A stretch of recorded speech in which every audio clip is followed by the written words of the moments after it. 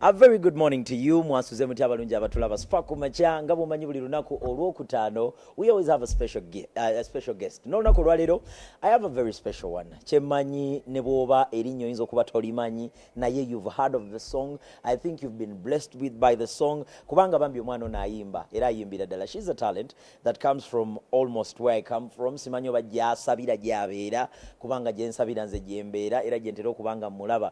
Ladies and gentlemen, with me today is none other than Komeza. Omwana ono yakuyimbira kale akayimba yani azingira Kristo kale.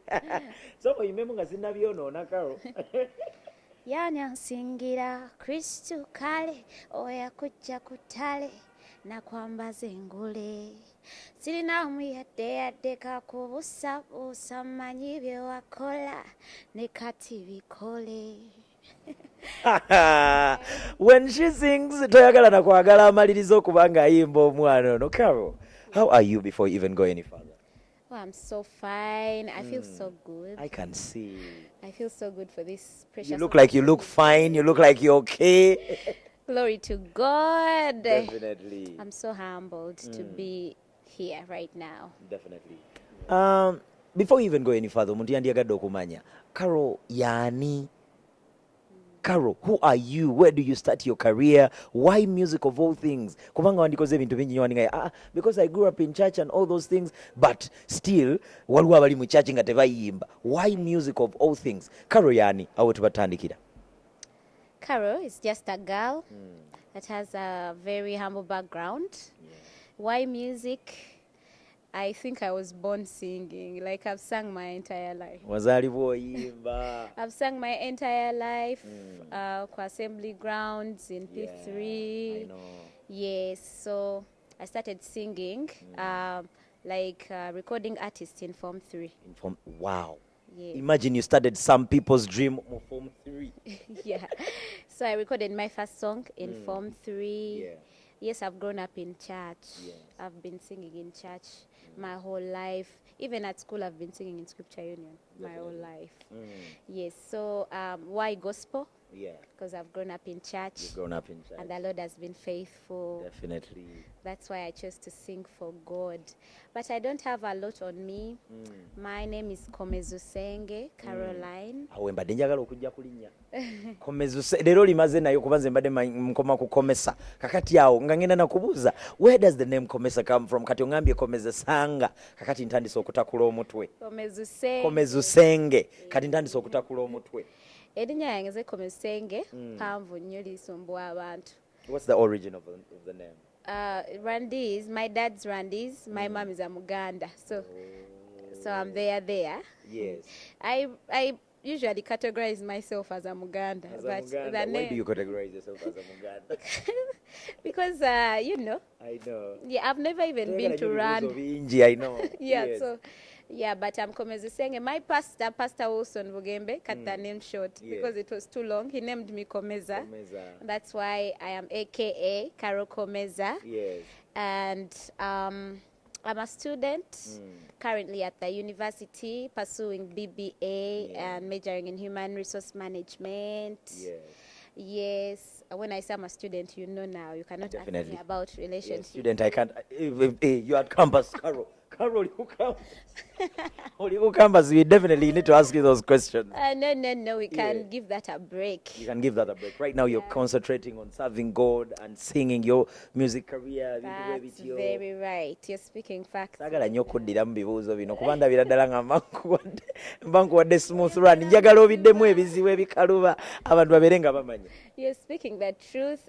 Right now, I'm pursuing my dream studies and doing music. I am so humbled that my song is out there blessing many souls. Oh, God is so amazing. How does that feel to be there? N'olaba abantu ab'enjawulo nga bali mukozesa oluyimba lwo. I saw Christo Panda use your song, no comments, no commenting. And thank you so much for using my song. Like, how does it feel if people out there, bambi bagenze maso ne embracing your craft, your art? I feel so glad and grateful. I don't take it for granted. Nsanyuse nnyo kulaba abayimbi ba Joey Landa, Irene Intale, Crystal Panda, Alien Skin, many artists n'abantu abalala ba bulijjo. Kimpa essanyu lingi nti abantu abo newankubadde bayimbira eno, they still acknowledge the Lord. They know nti buli kye bakola kirimu omukono gwa Katonda, si maanyi gaabwe. So kimpadde essanyu lingi okulaba nga people embracing my art, and the fact that the song was released in February, ne cover yo boomed out of nowhere. The most amazing thing about music, ntera okubeera n'abayimbi eyo ng'omubuuza n'agamba mwana olaba oluyimba olwo lwe nasembayo okuta nze oluyimba nali sirwagala nakulwagala nga nenduta buti just because nali saagala lubeereyo mu studio nga lutudde nenduta ne producer yangabira lugabire nanga oluyimba wagaana okuluta mune oluyimba olwo lwotaliiko lwotataddeko birowoozo. Most of the time stands out to be your big song or breakthrough song. That's right, because I released the song in February this year. Nerugwa nako nenkola n'oluyimba olupya balita Supernatural. So I went to do an acoustic with some guys and they give me a clip because the full thing is on their YouTube channel. Check them out, Wimbo Show. They give me this small clip. I'm like, okay, I'll use it to push your channel. Definitely. And I wake up in the morning and the song is everywhere. Like, this has never happened in my life. I've sung since 2017, but I have never gotten a breakthrough song. This was my first song. And I'm so happy and even speechless and scared. I have mixed feelings. I don't know how to feel. I know. What is your spiritual father saying about this song blowing up like it is blowing up? Alowooza ki musumba bereyo n'akugamba nti Karo banaye kakati otandise kakati ofuuse star kakati Karo kola bwoti ne bwoti. Does he ever be there and talk to you about this song becoming as big as it is? Yeah, by the way, this has come from him. One time at a fellowship, he called me out like a month ago and told me this was my season. I didn't know what it was about before the song blowing up. So when the song went viral, he told me, see, I told you. Yeah, the Lord had talked to him before. He's very happy for me. He has encouraged me from day one. When I released my first song, talked to me, told me you're going to be a big thing. And I can see this happening. Papa Wilson Bugemba, I love you so much. God bless you so much for me. I appreciate you. Musically, njagala okumanya, Karo, you said you started recording professionally ng'oli mu Form 3. Kakati njagala okumanya, how many songs are we talking about? Because from Form 3, Form 3 yange bwe njirowoozaako nzijukira, when did I do my Form 3? Because Form 3 that was in 2010 for me. 2011. Wow. Yes, 2011. 2011 for me. So when those are Form 3s and all is ddala nti byaddanyo, when was that? 2017. 27, just recently here. Yeah, 2017. Babyolika baby. Ndikaana kato. Nti ebintu bya relationship ebyo tobiriiko nnyo. Ndikaana kato nnyo. Okyalika baby bambi. Bakuleke temumusumbu omwana mumuleka ayimbe ebisigadde bijja kwekola mpola mpola, and that will be with time. Kakati okuva 2017 okutuuka olunaku lwaleero, professional records z'okozeeyo tulinayo nga mmeka sofa? I have 14 songs recorded.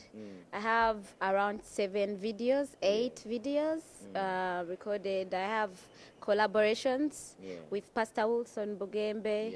I have collaborations with Pastor Justin Nabosa. I have a collabo with Sandra Subi.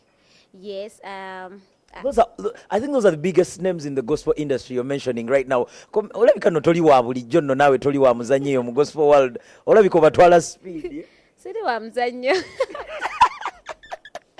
It is good for you to believe that toli wa muzannyo. You know, most of the times abantu bagenda ne babeera blessed ne batandika okugamba ne gundi gwe inasennaga naisirina sente natandika okwegaana omukisa ogwamuweebwa. So if you acknowledge that ate omukisa n'ogukkiriza nti ngulina, a big artist, kakati ensi yenaatera okumanya what you are made of era biki byolimu. Kakati gwe ng'omuyimbi kyemanyi bw'otuuka ku level ng'eno, different people start approaching you ne batandika okugamba nti Karo, are you under any management? Karo, we would like to manage you here and there. As opportunities ekikeezo zazzeeko ewuwo olunaku lwa okonkona anytime from now.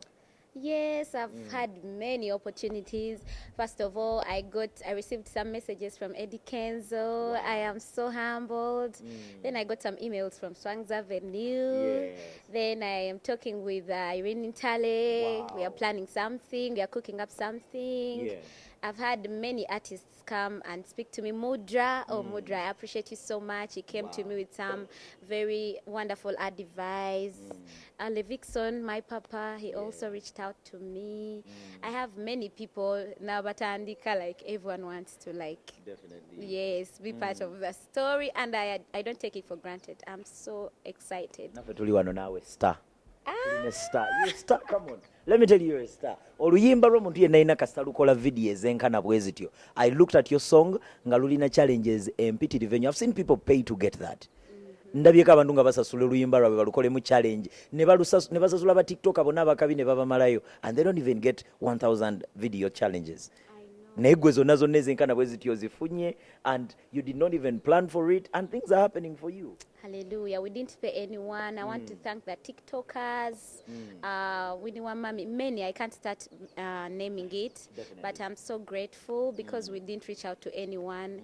Everyone just felt blessed to do the challenge of my song. So right now it has around 150K challenges. Definitely. That's incredible. I think it's one of the most trending sounds on TikTok. Yes. And I don't take that for granted. I am so grateful, Wanange. I can't wait for where we are going from this. How do you balance this? By the way, Bobato Chimanyi, Carol is one of those people that serve in church. Abera mu kanisa ne baservinga, abera mu worship team omwo, abera mu kagamanga mu akolera ebibiera mu blessing ye Katonda gye yagimuweera. Naye gyamuweerereza mpola mpola. Kati omuntu yandibadde yeebuuza. Omuyimbi nga ggwe ng'oyimba, you have a perfect career going on, and then you're still serving in church. Ebintu bino bibalancing otya?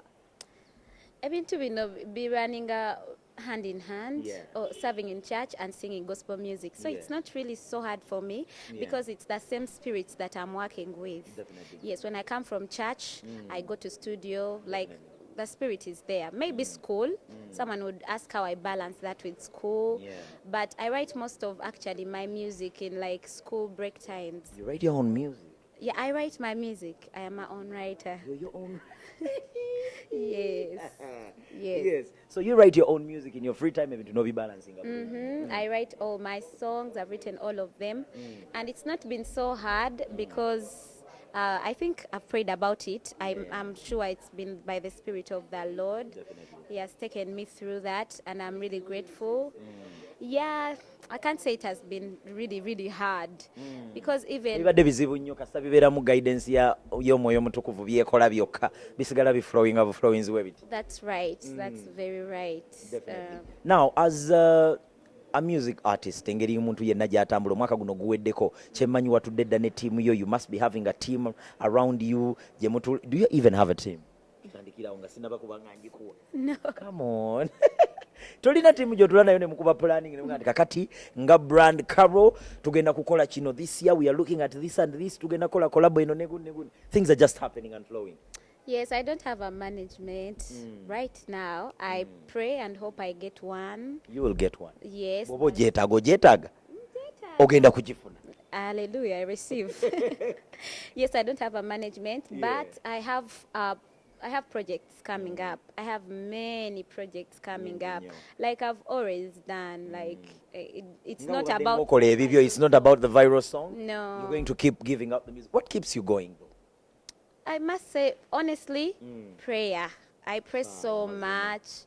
I pray so much. Newe babiganye mukubanga video ezo nzibo kola, and we also admire to work with big people. See, I've worked with Adrian Paul. It's not like so easy. You need money, but if you pray and hand over your plans to the Lord, He gives you direction. Ekinyambe nnyo, I've really prayed about my work. Kuba natandika ndi muto, and I don't have a team, but every time I pray, things happen. Things keep happening. Now like this one. It is happening. Yes. Nze mbadde waneno ne producer nangamba tugenda kola ku Carol, ne mubuuza Carol nti ono omwana yayimba kana akayimba akali viral ku TikTok aka gospel, ne mugaa teri mulala oyo Carol yennyini gwe mmanyi, ne mugaa wamugjewa nti muna nanoonyeza ennamba yeeyo nenkola bwe nti ne bwe nti paka ng'akutuuseeko. Naye nze mbadde kumanyi. I see you at church. Abantu mbagamba nti ndi born again nga bawakana. I'm a born again Christian, bawakana. Naye so hard to get. Kamoli. Naye mbadde nkulaba nga neegomba okutuukako kati olaba. twaliza mulimu mbadde neegomba okutuukako. Ladies and gentlemen, tulina omwana ow'obuwala bamuyita Carol Komeza. Erinnya ddyo mu buwanvu bwalyo nange erinnemye Musumba era yakola kituufu nnyo. Erinnya eryokugamba tusooke tulisaleko ate tusobole okuba nga kugamba lyanguyirwa n'omuntu ayagala okuba nga ayogerako ne Carol Komeza. Omwana ono she's very talented. She's a young girl. Bambi mwana muto nga bw'omulaba but very very talented. Ekigambo nga gyenkikomeza very talented gyekikoma. I remember the first time when nasooka okulaba oluyimba lwa Carol, I think, was it Lala? Was it somebody sent me a video clip of your music video sometime back? Nali nkyalina ku BTM eyo nengamba omwana asabira wano nti mwana waffe ku chacha ng'omwana ayimba. Now if you've not checked out Carol, nsaba abantu obalagirire. Where do they find your music? Because nze nkimanyi they are not going to be disappointed. Bena bena bebanasanga ku YouTube channel yo na biki byonna. Kakati nsaba obalagirire. Mwe namwe abanoonya music ow'ekika ekyo kukukakkanyamuko. Maybe you're out there, you want something inspirational kiwulirize kibeere nga kibaako wekikujja kikuzza awalala. Nkusaba funa obudde ogendeko ku YouTube channel ya mwana muwala ono Carol ate munayinawo musupporting. That is not the only way we bayinza okusupporting Uganda wano. Si engeri yokka. Engeri yokka. Wetuli awo bambi omwana tumusupporting. Yes, you can find my music everywhere. I just uploaded it recently on iTunes, Spotify, Boomplay, or Audiomack. You can find my music Carol Komeza, Komeza. You'll find all my music there. Yes. Akayimba kano kewayimba akalungi ennyo. Inspiration ogijjawa wali luddawo ekirowoozo wekikujjira because ongambye ennyimba zo gwozewandiikira ekirowoozo kyakusanga luddawa ng'otudde n'ogamba let me think about this song kandowooze ku kayimba kanyimbe ku kino otandika otya? Akayimba ako wemunagenda ne mukala ku YouTube, when it's starting it has a phrase, my love letter to God. God has been so good to me. Nze banzalira mu nnyumba. Mama wange we yali lubuto lwange laddu yamukuba. Ng'ali lubuto lwange. She was supposed to die nange. Twalina okufa. Naye ffena we survived. Wow.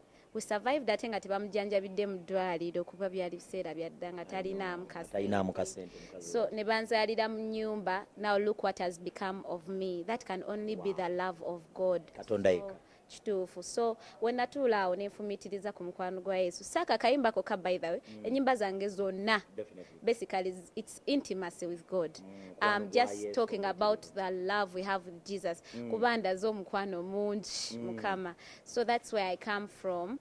To do this song, to write this song like the other ones I've written. Chinsanyisiza nnyo to many people can relate. Definitely. People have been loved by God. Abantu balina stories nyingi ezenjawulo kuyange. Yes. Kati nze nyinza okuba neno story yange naye abalala bakutte akayimba ako ne bakaconnectinga ku bintu ebirungi Mukama byabakoledde. Kyansanyisiza nnyo nti abantu tebeerabidde nti Mukama mulungi era ebirungi byonna bye balina yabibakoledde. So it's from that place that I came to write my song, The Amount of Love God has showed me. Definitely. There is no science. It can only be God. Katonda yekka. Neoba oyina ssente zonna ofa n'ozirekawo. N'ozireka ku nsi. Mukama yekka bannange Mukama yekka. It's only God. Anyway, Carol tetusobola kuliira nnyo budde. She is a very busy person. Akugambye ayimba mu church. Tuli mu weekend kyemanya ayinayo rehearsals somewhere somehow. Ate munnange bw'alina okusoma ebitabo bye. Ate munene music we yamwewandiikira. So munnange omwana katumute ayongera okuba nga agenda maaso kola ebirala. But before we go, as a gospel artist, bayimbi ki aba gospel bogamba nti mbutuufu these are my top 5 gospel artists abe Uganda? Abe Uganda, my top 5, of course, my pastor. Pastor Willie B. Number 1 on the table. Pastor Wilson Bugembe. Shout out. Levikson will go for my second place. Gabi Ntate. Wow. You almost do the same thing with Gabi Ntate. Ndabira dalanga music wa mwalinga flowing mugundi ye mumuyimba music wa dembe kukakana. Ebyamwe tebiba byakulekanira ku stage byakutula katebe eddoboozi ne lyogera. Gabi Ntate yonna gyali wanala program mwagala nnyo. Sa Mukama tuyambe tukole coffee na sometime. It will happen. She's number 3 on my table. Number 4 is like my sister. She's called Mildred. Guys, go and check out Mildred. Mildred's YouTube channel. She has very beautiful, inspirational gospel music. Definitely. She comes number 4 on my list. And number 5 is definitely me. That's what's up. It's definitely me. I am inspired by myself from the far I've come from That's to right. here. Of course, I'll be my number one like supporter. It has to start with me. Abantu okunjagala nange. So it's me. Toyinza bute supporting. That's Nga tumaliriza, any beautiful message you'd like to leave the people abakulaba ku Spark TV, abantu abenjawulo bewandiyagadde okubanga owa special big up, ebintu ebifaanana bwe bityo tugende mu maaso. Omuntu yenna ali yalaba Spark TV njagala okuzzaamu amaanyi titewetta. Don't commit suicide. Yeah. Don't give up. If you feel like things are falling apart, get someone to talk to or listen to some gospel music. Mukama mwalimu ezennyimba ajja kuwuliriza. Don't give up on life. Life is worth living. God is still good. God loves you. Don't give up hope. And we love you too. You can always talk to us.